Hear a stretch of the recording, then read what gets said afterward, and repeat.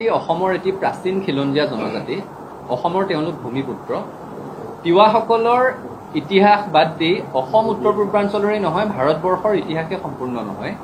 গতিকে অসমৰ এই প্ৰাচীন জনজাতিটোৱে অসমৰ এই ভূমিপুত্ৰসকলে নিজৰ ভূমিতে ভূমিৰ অধিকাৰ বিচাৰি আন্দোলন কৰিবলগীয়া হোৱা কথাটোৱে দুৰ্ভাগ্যজনক গতিকে আমি বিচাৰো যে তিৱা লোকসকলৰ ভূমিৰ অধিকাৰ সুৰক্ষিত হ'ব লাগে ভূমিৰ অধিকাৰ বিচাৰি এটা জনজাতি আন্দোলনত নামিবলগীয়া হোৱাটোৱে দুৰ্ভাগ্যজনক আৰু সেইকাৰণে বিষয়টোৰ স্থায়ী শান্তিপূৰ্ণ সমাধানৰ বাবে ছাত্ৰ সন্থাই অসমৰ মুখ্যমন্ত্ৰীগৰাকীৰ হস্তক্ষেপ বিচাৰিছো মুখ্যমন্ত্ৰীগৰাকীয়ে এটা মৰ্যাদা সম্পন্ন পৰিৱেশত